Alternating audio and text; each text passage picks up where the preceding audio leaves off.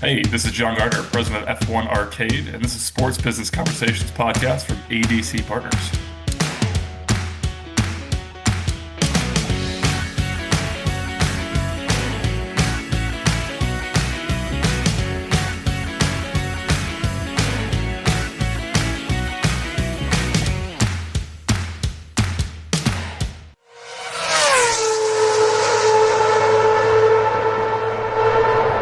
Hey, this is Dave Elmy of ADC Partners, and I'm wondering what you think of when you hear that sound. What goes through your mind? Well, I bet it's something to do with F1 racing. Cars that look more like fighter jets than automobiles, global destinations at exquisite racetracks. Things moving at such high speed that they're more blurs than physical objects. But what John Gardner hopes you'll start thinking about is dinner and drinks. That's because Gardner is the president of F1 Arcade, the latest in a line of highly successful sports entertainment properties that include Topgolf, Putt Shack, and Flight Club. By combining the glitz and glamour of F1, entertainment in the form of cutting-edge racing simulators, and high-end cocktails and cuisine, Gardner and his team are creating one memorable night out. John took some time out after opening his latest location in Philadelphia to talk about the growth of both the sport and F1 Arcade, working with an established global brand like F1, and what it's going to take to grow from 5 locations to their ultimate goal of 30. The former basketball center will also fill us in on what it's like folding his 6-foot 7-inch frame into an F1 car. So thanks for listening in on my conversation with John Gardner, president of F1 Arcade. Hope you enjoy. John, you spent a few years in corporate sales for an oil company before you started working with social entertainment ventures, the company behind Putt Shack. So let's get started first by talking about, okay, can you explain Putt Shack?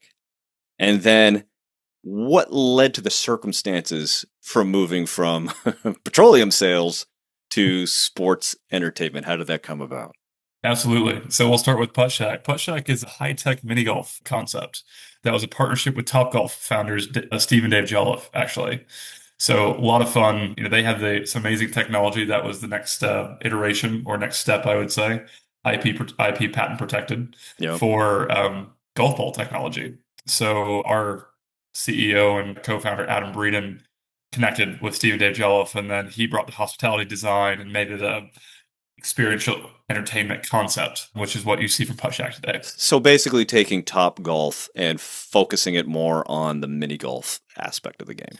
It was taking, so the technology itself is different. So it's in terms of how the Top Golf technology and then the Putt Shack technology works, it's much more advanced from the mini golf concept, believe it or not, just in terms of what it has to interact. I love talking about advanced mini golf. That's where we really get into it, right? You're obviously speaking to my golf game. That's how you know we're getting excited about this. And my golf game's terrible, by the way, David, so I have no excuse for any of this. But okay, all right, well, more time on the better, but not great. But Putt Shack basically makes it accessible to where you're walking through the concept, you're playing mini golf, and you don't have to have a score with you. It takes care of everything for you. So it also does a lot more things that it can't do in traditional mini golf in terms of asking questions, interacting with your play. It was an amazing time to create that concept. But basically allowing people to experience this golf in a different way than they'd been used to in the past. And so how did the connection to it come about? How did you make that transition? And what skills did you bring to the table from your previous life that really started working for you as you started to look at this new venture? Yeah, so when I in working for the oil company that I did, I actually moved. My transition was also not just from a career perspective, but also a physical location. Yeah. So I actually moved to the UK to take that job with Adam Breeden. So I actually met Adam at his wedding. Believe it or not. So this is the ultimate. You're bumped into somebody at a wedding and started talking. It was his wedding as well, so that made it even more fun. He did. I'm assuming the bride was not thrilled with the side conversations. But the story let's for another just day. say, yeah, he kicked my butt in tennis the day of from that, and we offered a peace offering, I think it was, of a piece of fruit to keep the energy back up. But anyway, the joke was for us, it was love at first sight. Yeah. And then we connected. Then I reached out after we got back from the wedding and said, "Love what you're doing. Would love to get involved. Move over to the UK." And I had said, "I don't need to be paid. I just want to come follow you around for 6 months." And so you said basically, I'm going to be your flunky. That's how interested in I mean, in a technical term. But I mean, it's like that's how vested and interested you were in the concept. He had been doing so this he had multiple concepts at the same time. And I knew I'd want to get involved in business or, potentially start my own business one day. Hmm. So he had done some amazing things, but also it's very cool. It's a bar, it's at that point it wasn't Putt Shack, but it was a bounce ping pong concept. Yeah. And he was working with Flight Club at the time as well. So all these things come together and he's built and scaled these businesses. And I wanted to learn from someone that's done it before. So my thought was I'm gonna go learn from you for 6 months, then I'll come back to the US and figure out what I want to do. Yeah. So the problem is, David, I drank the Kool-Aid a little bit too much when I was over there. So 6 months in, it just kept extending, extending, extending, and so I lived over there for about 5 years with my now wife, who is Yeah. originally from the UK, which is also how they let me in the country. So we worked through that, and Nicely then I done. Wow, moved you back to the you US. committed to the bit, John Gardner. You did not kid around. You were there. You were there in style. I was there in style, Yeah. which is great, and then eventually moved back to the US in 2020 during the pandemic. But So just fun got story. so vested into the idea, got so interested in both learning and executing on the putt shack idea that 6 months original term that you kind of gave yourself to like figure out what was next became quite a bit more. Yeah, and the beauty of actually Putt Shack, we weren't even aware of Putt Shack when I first moved over. Yeah. We were just launching Ace Bounce, which is the first one in the US, first Hmm. concept we'd launched in the US, which is also a lot of fun. And then Flight Club was during that time as well, which during my time there, we did transition Flight Club, the UK Flight Club concept to a US Flight Club concept. Hmm. And then Putt Shack fundamentally came pretty much. So I was involved from day zero, if you will, day one. Yeah. Initial conversations. I got to see how that all progressed from figuring out the concept, the technology, to the team, and From then idea to you execution. know, the idea creation all the way to the finished product, which was absolutely amazing. So then, how did F1 Arcade first get on your radar? Were you already a fan of the sport, or is this something all new to you? That's my joke is that's my deepest, darkest secret, David, is I wasn't originally an F1 fan when I first joined the concept. John, So this is a 35, 45-minute podcast. There are a lot of deep, dark secrets we're going to get into. Hopefully, that's just the tip of the iceberg. We're gonna dive deep. I mean, there we go. So so we not a fan to begin with at all. It's we'll see how it all comes out, David. You're easy guy to talk to. So as we're going through it, I think with F1 where that came in. So actually, Adam Breeden, who's the co-founder of Putt Hmm. Shack, Ace Bounce, Flight Club, and then F1 Arcade, he actually called me and said, "I've got a new concept. Very excited about it." And I flew over to London to see the concept in person. I got one of the simulators, and I didn't want to get out. Yeah. And not being an F1 fan, I knew I was hooked. I want to be part of the concept, and that was really my turning moment to say I'm in. So can you then please take yourself back to that first moment when you saw it? And for people who aren't as familiar with F1 and the simulators and F1 Arcade, can you walk through what a person's experience is with F1 Arcade? How do they interact with it? How do they engage with it? I think that's the beauty of F1 because when you walk into the site, you can see pictures and videos and understand what the excitement is, but you need to experience it in person. Yeah. So walking into the space the first time in London for me, because it's everything that comes together, all the attention to detail. It's the music that's playing in the background. It's the smell of the food. It's seeing the cocktails being made. This beautiful 40-foot long cocktail bar that's got champagne. It's meant for celebration, and then you hear the rumble of the engines and the F1 as part of it. So it's a fully immersive experience, but realizing I could be there for a drink, I could be there for food, or I could do the simulator racing. It felt like I could create my own journey within that. And I do think having all those elements come together is really the magic behind what F1 Arcade as a concept brings for the F1 fan and non F1 fan. And it kind of layers onto a period of time right now where people are looking for opportunities to, when they go out, what's the new, unique, different, sort of engaging, interactive experience that I'm going to have? We talked about, obviously, Putt Shack, and we talked about Top Golf and the other ones associated with this. How does F1 Arcade replicate, and how does it differ in your mind from some of those ones that have been out there for a while? How is the similarities, I would say, as people as you outlined, they want something different. They want to try something. They want an experience they never had before. And I think Right. even the generations or the younger generations even more so lean heavily into that. Where F1 Arcade differs from that, I think, is we've tried to continue to push the boundaries on things. So we've elevated the food, we've elevated the drinks a little bit more within that. But also, this is the first time we've had a brand behind us in one of these concepts. Yeah, you're not So creating a F1 brand brings new its brand from own, scratch. that's it, its own nostalgia, its own Yeah. um, expectations, shall we say, of what you Hmm. expect from an F1 concept. And bringing that in with the hospitality aspect of this is really the magic. And that's where I think, again, we're looking and pushing the boundaries even more to figure out how can we give the experience that only 1% of the entire world gets to go to an F1 race during their lifetime. We're bringing it to the 99% that have had that experience. But again, different ways to interact. You don't need to be an F1 fan to want to interact with us, which is really the beauty of the concept. Let's talk about F1 for a moment. I think it's a fascinating point, right? We're not creating a brand from scratch here. And F1 is obviously going through a bit of a moment, right? It's been going through a bit of a moment for the last few years. Drive to Survive drove a whole new bunch of fans. There's a movie coming out later this summer featuring Brad Pitt that's going to also just has the name. It's another branding opportunity. Can you walk me through how the arcade both leverages that kind of media that's coming out, but also supports that media that's coming out? How vested F1 is in the arcade themselves? Our relationship with F1 is important. So we Yeah. have a very long-term exclusive global license with Formula One. Hmm. So they're betting big on us as we are obviously with the concept. Within that, I think, they have been exceptional partners to help drive the brand, but a lot of their focus from F1's perspective is driving awareness and the fan base in the US. I think that's the Hmm. biggest untapped market that they have, which is also where they had reached out to Adam Breeden in 2020 to say, we've seen what you've done. We want to bring an F1 version of this in. How do we do that? And that's when Adam jumped in and partnership really became real for some negotiations and things like that. The beauty of understanding, as you said, F1 and where I think they were one of the first types of sporting, such as the NBA, NFL, and things like that. We know viewership's going down. We Hmm. know fans, they're trying to speed games up to make it more, attention spans are going down as well. So how do you make it more engaging, more interactive, and get a chance to understand the concepts? F1 was early enough to understand that they need to take some risk, I believe, within that. So Drive to Survive, they were the first ones to really give you an insider exclusive look into the teams and to be able to connect them in a different way. Not if you don't even like F1, you might like one of the drivers or the presidents or something like that.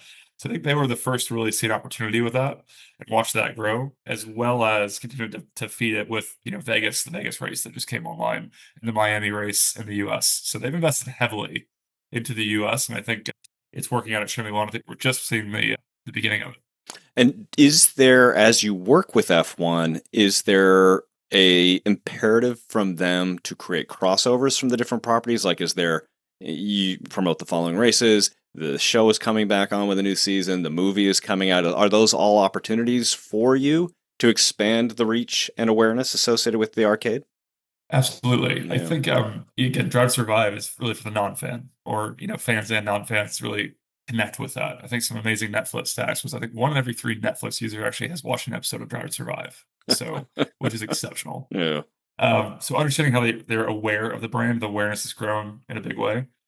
I think with where we are with this is we're also attracting that non-F1 fan, which again, a lot of those, it's hard to develop that.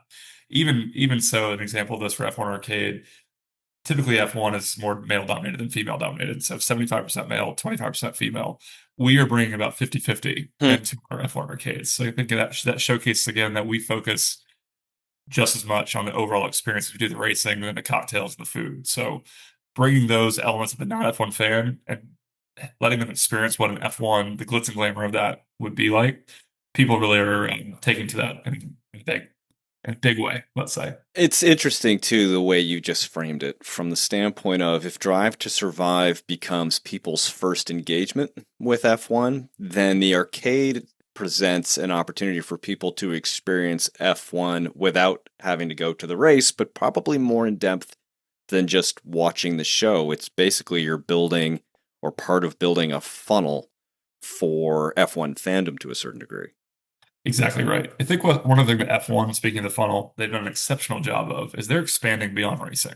F1, your introduction is typically racing, Right. but you've got these big personalities in these drivers. There's 20 a year that you're looking at. But Lewis Hamilton, for example, he's fashion is his thing or part of his passions. People are also, it's because he's becoming a name in the fashion world as well. So people might be introduced to Lewis Mm. Hamilton in the fashion sense and then say, what is F1 about? He's also got a charity that is exceptional, right? So again, he's giving back to people. Again, you might connect with the charity portion of what he's doing, getting involved in that. And then what is F1? And to round it all out, he has a non-alcoholic tequila brand that he has. So again, That different was ways. a non-alcoholic tequila brand. He does. He absolutely does, which is exceptional, by the way. I'm sure it's delicious. I'm trying to think of the intent behind it. Everyone Lewis gets Hamilton, I'm if you not will. throwing shade. I'm just trying to think of what I'm going to do with non-alcoholic tequila. Anyway, move on. It's The flavor profiles and making it feel as if the taste and what you're getting from that. We have a very extensive non-alcoholic list in the our mocktail arcade as options well. are pretty substantial. No doubt There are, about and it. I think people also, sometimes they want a little bit healthier options that don't want to have alcohol on a Tuesday, Wednesday. So it's an alternative to have and still have a great time with your friends. Clearly, I am revealing my attitudes toward alcoholism. The arcade is open in 5 locations right now. We've got 2 in the UK and 3 in the US. And you said you spent 5 years in the UK working on some of the other properties like Putt Shack, spent a lot of time there, came back to the US. And I'm interested in your perception of how fans in the UK consume the sport and the arcade versus how fans in the US consume the sport and the arcade. Do you have to have different approaches for the arcades located in the different countries? It's a great question. With the UK, people grew up with F1. They Right. know of it, They they're aware of understand it, it. and it's Yeah. a much bigger fan base than what it is. So I think this is all relatively new to the US market. Hmm. So I would say people understand it a lot more in the UK when we first launched that in 2022. So less of a process or education, shall we say, in terms of what this is. Hmm. Where I think for the first US site, again, I say that it's not been around a lot in the US, really it's forefront in people's minds in the US. That being said, it's been incredible to see, again, Drive to Survive and all the other elements coming together. People really did understand it. And again, we continue to work through that. F1 Arcade, the name arcade, leaning into that, we're reimagining and redefining what arcade actually means. Right. Because you and I going to arcades was, a hot dog on a roller wheel, maybe a soft drink and, some terrible games that hadn't been cleaned in years. But it was a lot of I fun. literally just got spontaneous indigestion listening to you describe it. Exactly. But again, the nostalgia of it, that we all had fun doing it. Right.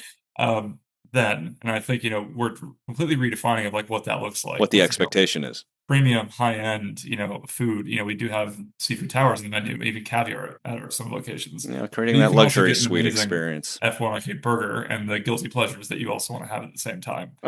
So just combining the quality and trying to again showcase to people what this is. But from a US perspective, I think we also do watch parties, Yeah. which UK very, very popular. We wondered how the US would take to that. They are sold out most of the time. We showed whatever we can from a time perspective. Yeah. But it's been really exciting to see. Again, it's not just F1 fans coming. So it is an actual party that we throw. We have a DJ, we have a host, we have an actual throwing a party during those F1 races. But I think that was my biggest surprise coming to the US was showing how much people were interested in actually watching the races at the same time. So third location's in Philadelphia. That just opened. I think it opened in May 2025. What did you learn from the other? Because the other locations are Boston and Washington, D.C. So what did you learn from those first 2 openings that you're applying to Philadelphia? Any tweaks that you feel like are improving the cadence of the business? We could spend a day on that, David. I'm pretty sure with all the changes and things like that we This have. is an So unlimited format, John. We can go and go and go. I will focus the attention on some of the bigger things. Yeah. I think as people interacting with the space, continuing from a marketing perspective and finding how people can continue to understand what we're doing and driving that. We did announce a new simulator as well that people were really interacted with from that perspective. People also, the fans, I would say, again, probably it's a little bit surprising. There's different options that you have to race, but I think people are starting to understand that this is not for ones and twos. You can come as a 1 and 2 and a date night, and that's definitely something for you. But this is actually meant for groups, and we're Yeah. defining this around groups. And I think that was the theory around Boston and DC, and we leaned into that a little bit more. But I think even more so, in terms of Philly and the future sites as we're looking at space layouts and things like that. It's really group accommodating as well to drive that together. So I would say, space layouts and things like that. Of course, always little tweaks here and there, but Hmm. continue to push the edge. Private rooms and events business. We went a lot bigger in Philly from that. Again, Okay. people want this experience to bring your birthday parties. You want to have your corporate event there. You Corporate want to have groups, all yeah. those things come together. So I think that's again, we've really seen a great uptick within that I think we're going to really focus on in the future. It's interesting to note also that Boston, D.C., and Philadelphia lack one thing in common, and that's an F1 race on the schedule. So I'm interested in that idea to open in those three northeastern cities outside of the locations like the Miamis, like the Las Vegas, that would seem to have a more built-in understanding slash fan base or interaction engagement with the product itself. It goes to the fact, and we talked a little bit earlier about this is for F1 fans and non-F1 fans. And Yeah. we've had some success in those other markets as well with some of the other concepts that we've had. So we Mhm. knew what we were getting ourselves into in some ways. Boston Seaport is, it's a sports town as well. You've got some amazing sports history behind that. And I A think, former F1. Bostonian here, so you don't have to explain it to Okay, me. so Yeah, all about that. yeah, So I think again, connecting with that crowd, I think that seemed like an obvious fit for us within there, knowing what we knew about the market. DC again, very international market for us. A lot of people in and out of that. I think again, F1 is an international brand in sport, so we felt good about that. And then Philly, Philly is again who we just opened there. It's again, sports are at the core of what they do, and I think people really enjoy that and embrace that. The city of brotherly love is an important thing to say, and I think we really embrace that. And also, they appreciate food and beverage at the same time. So there's sports places, but they also appreciate the quality of the experience I think that we're bringing. That it's so far turned out to be correct. so that Venn diagram then definitely has that sports history, experience, and a dedication to it, but also seeking a good time and understanding the crossover of entertainment and the culinary experience as well. That's it. We spend a lot of time on real estate selection, and it's Yeah, not it's location is so critical, but also the deal, obviously keep making it pencil, but also yeah, even the landlords and who we're partnering with, because it's a long-term partnership that we have with these people. So all those factors definitely play a role into it, and the actual markets themselves, which we also are looking at Miami and New York, and as you know, we're opening in Vegas coming this year, so very hmm, excited about that. yeah. But it does take time to develop these pipelines and this. So we've got some amazing locations coming in the future as well. Repeat business is the key to success in any enterprise. So as you look at F1 Arcade, what's the goal? What's the key to ensuring that repeat business, right? How do you make sure that people want to be back in that simulator again and visiting again and again? I think you can't ever rest on your laurels is probably the easiest Yeah, what I would say for that. It's also creating a hospitality environment that people want to come back to. You have the best concept in the world, but if the service is terrible when you left, you're not going back to right. that. So I think the quality of the experience that you're having from the team perspective and driving that. Now, we don't always get it right. I'll be the first to say that, Yeah, but always trying to make ourselves better and make it better for every guest that comes in. On top of that, from a game perspective, we're just getting started. The game yeah, is okay. a lot of fun. It's fantastic, but we have an entire software engineering team in house that is constantly developing new ways, new added things for the game. We've got some exciting announcements later this year of what comes to that. So always improving on the game, the experience. We just launched a new drinks menu as well, cocktail menu to get people excited for Philly, and again a whole new menu fundamentally for the food side of Yeah. things. So always innovating and looking at new ways to create that experience that we have. Yeah, it's interesting, right? If they talk about it in sports all the time, right? That you don't really have a whole lot of control over the product in the field, but you do control if the hot dogs are hot and the seats are clean and the bathrooms are clean. That's the key. So it's important to have the excitement of F1, but you are still operating an entertainment facility. So all the little things that nobody likes to think about are play a key role in making sure that repeat business is part of what everyday occurrence is going to be. People remember how you felt or how something made you feel. Yeah. And I think we take that to heart a lot of times in terms of when you're in our venues to leaving with a sense of I want to come back, but also that was one of those amazing experiences I've had. That's Right. always the goal. It was amazing. I want to bring my buddies here to see what it's like. That's it. Yeah, And I think that's also the entry points for people are different ways. So you might go for a corporate event, might be your entry into it, but then the same thing. I want to bring my buddies back here, or I want to bring my girlfriend, my wife, for a date. It's an impressive first date spot as well that we've seen. But also, I want to have my birthday party here because this is amazing. And girls' nights out, guys' nights out, champagne cocktails are fantastic. So all those different elements you might not understand because again, it's very hard to get across with pictures and videos. But when you go and experience it, You feel it. that's when you get people in the door to give us a chance and try it, and then you're able to. That's when you see that repeat visit really come back. The goal is ultimately 30 locations across the U.S. So that's a good one. That's a big goal. In your mind, what's the key to getting to that point? One thing that I think we've done a good job of so far is being very disciplined about where we're going and the locations that we're choosing, and also the pace at which we're going. And other concepts we've gone very quickly, and maybe we're more focused on scaling at times than it was about being as disciplined as we can be with this. But I think our opportunity is not just in the US and the UK, it's also globally because it is a global concept. So we are looking internationally. We've got some amazing global partners that we're currently working with. And we'll be announcing some point soon about who that is. But that's how we get to the 30 is going to be US, UK owned and operated, but ultimately global franchisees that we're bringing to the table as well. I'm with John Gardner. He's the president of F1 Arcade. John, appreciate the time today diving into F1 Arcade, its growth, how it's established, what changes have been made. Fascinating stuff, and look forward to seeing where things are headed. And I'd love to let you go right now, but unfortunately I can't do that because I need to put you into the lightning round. No, you're not. This is a terrifying moment. You've covered it up well.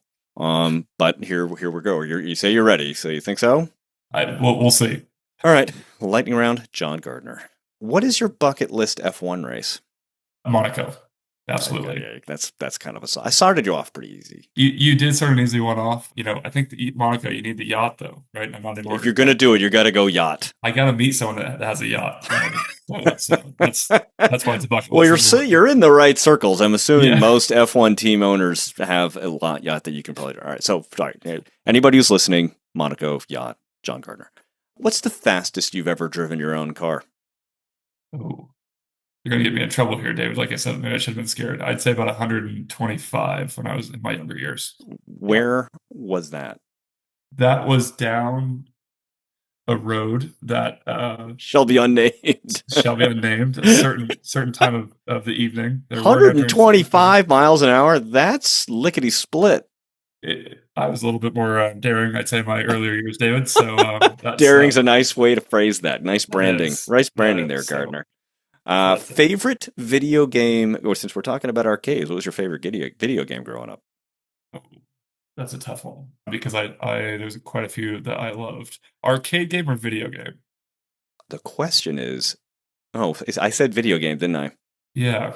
All right, but let's do both. Favorite video game, favorite arcade game. You walked into that one. Arcade game. This might be surprising. Well, the basketball hoop in the arcade was always my go-to. I'm 6'7", David. You probably. So I played a little basketball in my day. So that was the go-to, or skee ball. That was always a favorite. Basically, just reach out and put the ball in the thing. That's it. And then I was, I think my Madden would have been my game of choice at one time. All right, very good. Yeah. Last one, you just sort of brought it up. Back in the day, you were a 6'7" center for Florida Southern College. Go Moccasins. How well does that 6'7" frame fit into an F1 car? Don't think that I wasn't there preaching that the whole way through. What I was most impressed with is I fit extremely well. But the beauty was we actually had some Philadelphia offensive and defensive linemen in the venue for the opening of Philadelphia, which was a lot of fun. So I'm a big guy. I mean, I looked small compared to those guys. And the beauty was those are big fellas. We got those guys in and out, and there were no problems. So I feel very confident about the simulator designs and where we're at with those. The open nature of F1 Arcade is available to anyone, no matter what their frame is. John Gardner, president of F1 Arcade, thanks for joining me today. Thanks, David. We appreciate it. Thanks for listening to this episode of the One-on-One Sports Business Conversations podcast. If you enjoyed it, we always appreciate a subscribe, share, comment, or like. And don't forget, you can always find past episodes at abcpartners.com/podcast. This podcast is written, produced, edited, and hosted by Dave Almy. And theme music was composed by Scott Holmes.